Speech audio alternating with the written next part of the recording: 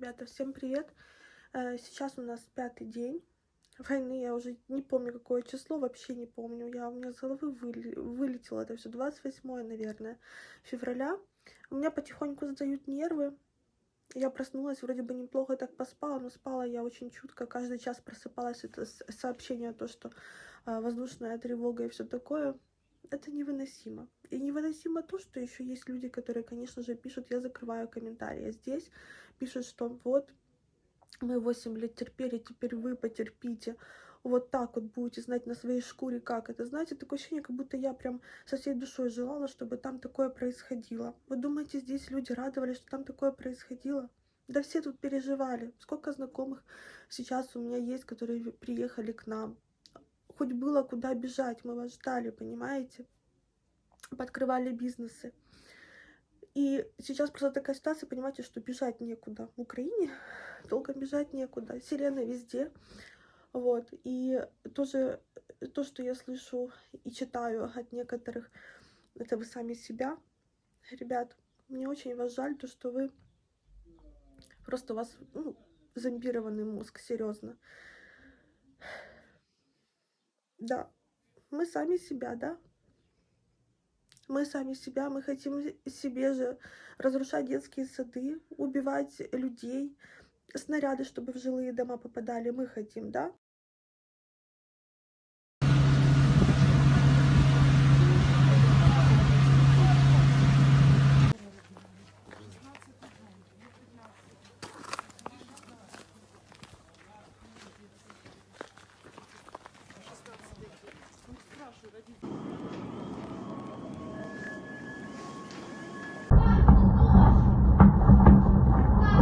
Бегом, бегом. Блядь, блядь.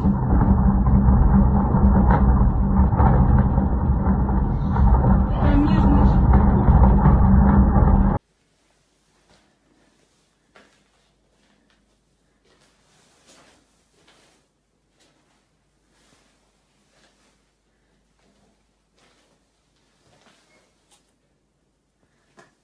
Тут ты вообще не знаешь, как это, чем это все закончится.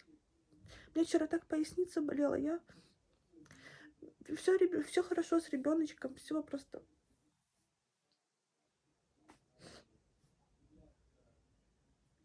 Бежать я никуда не хочу.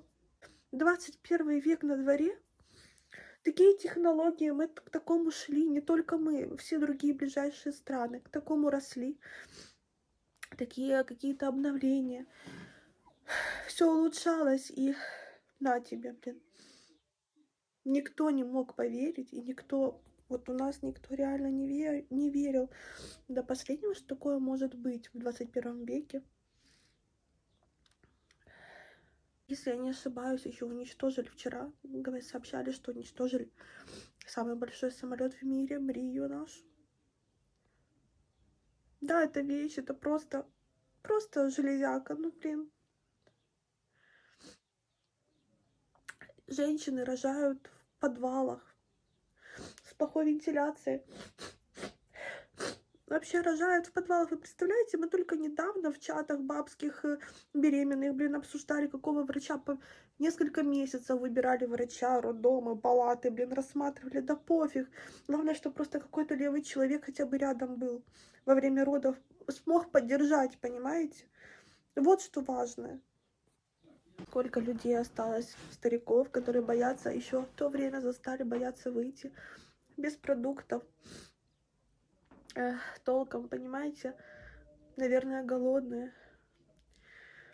Сколько больных людей, которые не могут купить лекарства.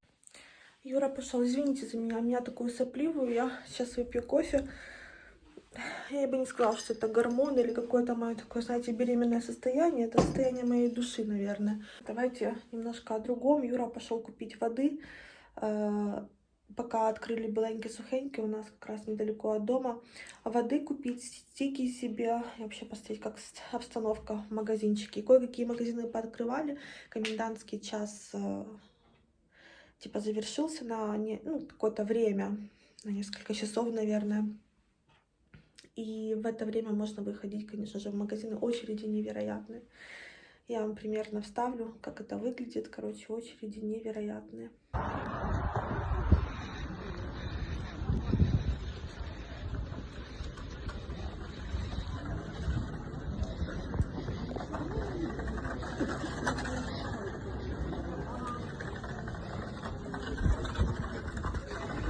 Я надеюсь, что на полках, вообще на складах продукты еще будут.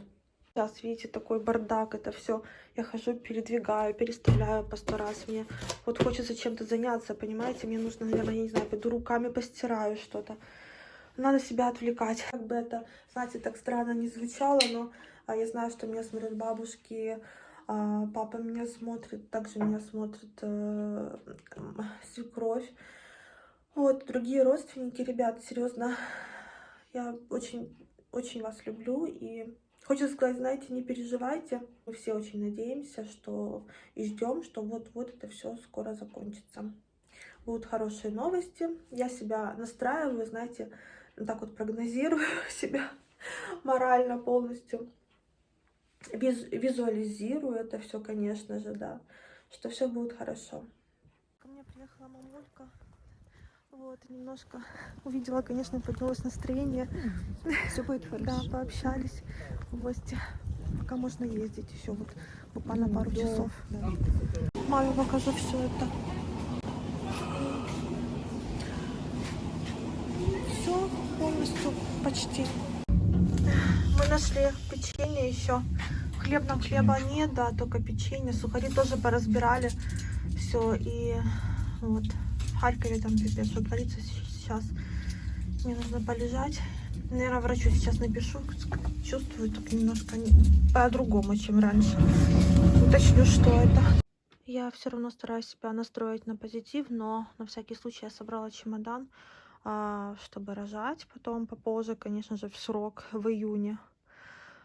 Фух, тут все для родов, пеленки там есть, одежда на первое время малышу.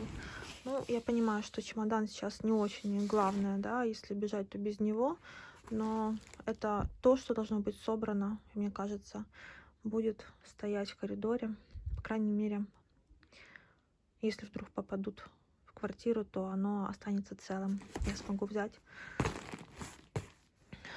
если мы будем прятаться в коридоре. В общем, я смогу зайти, взять. И не хочется, конечно, об этом думать. И, ну, чтобы оно было на руках. Вот так вот. Здесь пеленки, сухие салфетки, понятное дело, вот эти вот разные. Вот, разные там памперсы, прокладки. Но все равно я знаю, что скоро разберу ее. И буду опять по пакетам, знаете, такие пакеты в роддом дают прозрачные, точнее, сами покупаете, специальные. И с этими пакетами я буду нормально ехать и рожать в июне под мирным небом. Ева уже собралась, да, Ева? Мы только что выходили в коридор опять, не опять, а снова. Это кошмар, ребята. Только что такой мощный удар был. Прям очень-очень мощный удар в броварах. Итак, мы сейчас уже опять снова прятались. И я попросила Юру заснуть. Он быстро засыпает. Сейчас примерно 8 часов, начало 9 вечера. Вот. Чтобы он ночью мог проснуться и следить за уведомлениями, когда что. Потому что я ночью сейчас, чем дальше, тем сложнее это все переживаю. Мне ночью сложнее быть в сознании. То есть я сплю и так очень чутко сейчас. Надеюсь, что ночью мы не будем выходить и не будет никаких оповещений. Опять что-то, по-моему, пришло. Что, опять? Опять. Собираемся. Я даже, видите, сумку не снимаю, ребят. Это все очень серьезно. Боже, сколько женщине ноги оторвало. Сколько погибших в Броварах. Мою любимую Белую Церковь тоже снаряд упал. Просто на город. Вы понимаете, там, где живут обычные жители, мамы, папы, сестры, братья. Собираем как раз вещи, помощь. где секонд-хенды, у меня вопрос. Блин, закрыты все, налоги не платили, а вещей нет. Как раз штаны у меня есть такие, смотрите, 2 в одном. То, что бренд дорогой, тоже. Понятное дело, что будут удобные им. И шорты можно будет делать. И это вот набрала на секонде целый пакет. Сейчас передадим. Фух, ребята пусть справляются.